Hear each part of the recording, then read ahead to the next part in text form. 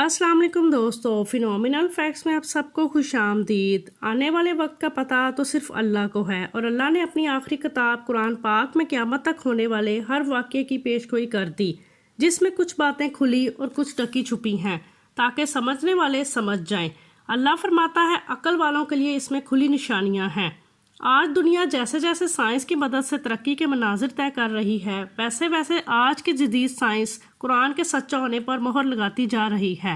हाल ही में शाया होने वाली एक साइंसी रिपोर्ट में माहिरीन ने दावा किया कि 2030 में चांद में होने वाली हलचल के बायस ज़मीन पर बहुत ही ख़तरनाक तूफ़ानी सैलाब का ख़तरा है और इस बात का इम्कान जाहिर किया जा रहा है कि इस सैलाब की वजह से दुनिया के सुपर पावर कहलाने वाले बड़े बड़े मुल्क तबाह हो जाएंगे और ये भी मुमकिन है 2030 ही वो साल होगा जब हज़रत इसराफील सूर फूंक देंगे और हर चीज़ तहस नहस हो जाएगी। दूसरी जानिब कुरान पाक में आज से 1400 साल पहले ही इस बात की तरफ इशारा कर दिया गया था कि हम ज़मीन को इसके किनारों से घटाते चले आते हैं और अल्लाह जैसा चाहता है हुक्म करता है और कोई उसके हुक्म का रद्द करने वाला नहीं और वो जल्द हिसाब लेने वाला है।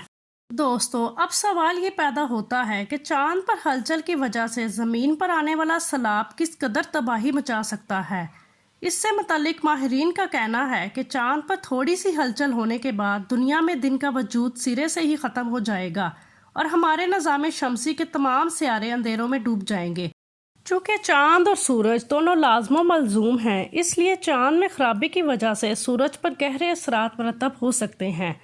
इसके बाद पूरे सियारों पर अंधेरों के साथ साथ शदीद ठंड भी अपने डेरे जमा लेगी और ऐन मुमकिन है कि चंद दिनों में पूरे कुरे पर ज़िंदगी का निशान भी बाकी ना रहे।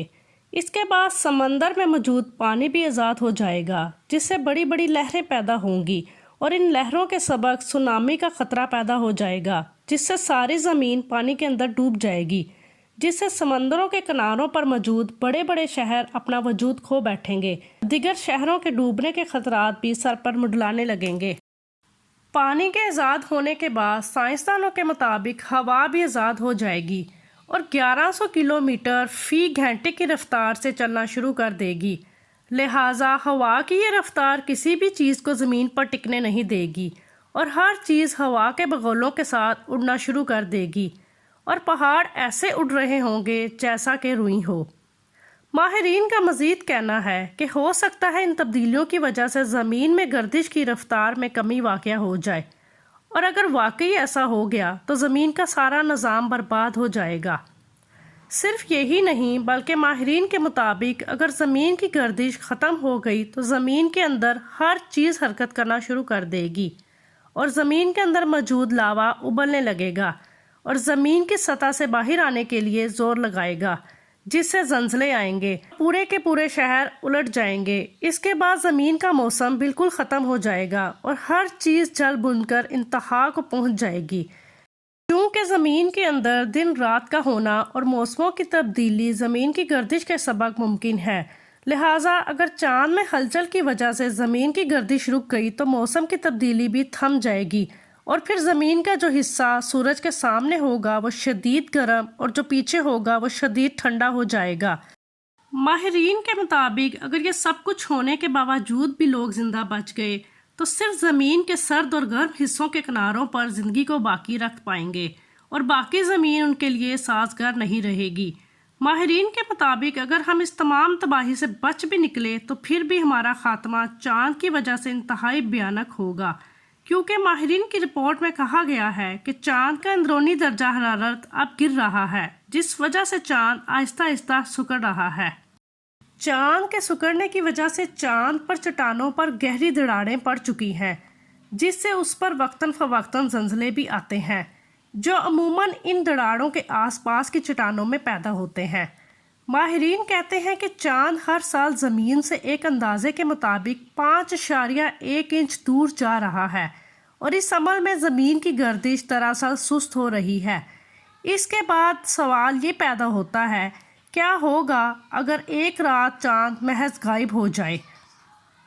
दोस्तों, एक मुकम्मल चांद आसमान में दूसरे नंबर पर रोशन सियारे विनिस से औसतन 14,000 गुना ज़्यादा रोशन है। अगर चांद न होता तो हर रात इतनी काली होती जितनी पहली चांद की तारीख पर होती है اور دوسرے ستاروں کو دیکھنا ہمارے لیے حیرت زدہ ہوتا۔ اس کے علاوہ چاند پر ہونے والی ہلچل کی وجہ سے سمندروں میں موجود جانوروں کی زندگیاں بھی خطرے میں پڑ جائیں گی۔ مچھلی، کیکڑے، سمندری سنیل یہ سب ختم ہو جائیں گے، اور بڑے جانور جن کا دارالمدار ان جانوروں پر ہے، ان کی غذا میں بھی خلل آ جائے گا، اور اس عمل کی وجہ سے پورے ساحلی ماحولیاتی نظام میں بگاڑ آ جائے گا۔ چاند کے بغیر موسم کی پیش گوئی عملی طور پر ناممکن ہوگی، اور زمین پر سب سے زیادہ گرم اور سرد ترین مقامات کے درمیان اوسطاً فرق زندگی کے لیے خطرہ بڑھا سکتا ہے۔ ناسا کے ماہرین کا یہ بھی کہنا ہے کہ ماضی میں زمین کا جھکاؤ تقریباً 1 سے 2 ڈگری تک تبدیل ہوا تھا، جو سائنسدانوں کے خیال میں ماضی میں برفانی دور کا سبب بنا تھا، جبکہ یہ جاننا مشکل ہے کہ 10 یا 45 ڈگری جھکاؤ زمین پر کیا اثرات مرتب کرے گا، لیکن شاید زمین پر موجود زندگی کے لیے یہ اچھا نہیں ہوگا۔ چاند آج کے زمین پر زندگی کے لیے محض لازمی نہیں ہے، بلکہ کچھ ماہرین کا خیال ہے کہ اس نے شاید 3.5 ارب سال پہلے کی زندگی کی تشکیل میں کلیدی کردار ادا کیا ہو۔ دوستو، ان تمام باتوں سے ثابت ہوتا ہے کہ چاند رات کو آسمان پر صرف روشنی کا ایک ذریعہ نہیں، بلکہ اس کا وجود اتنا اہم ہے کہ اس میں ذرا سی ہلچل ہوئی تو یہ ایک بڑی تباہی کا سبب بن جائے گی۔ یہ تھی ہماری ویڈیو۔ اگر ویڈیو پسند آئی ہو تو اسے لائک اور سبسکرائب کریں۔ ملتے ہیں نیکسٹ ویڈیو میں، تب تک کے لیے اللہ حافظ۔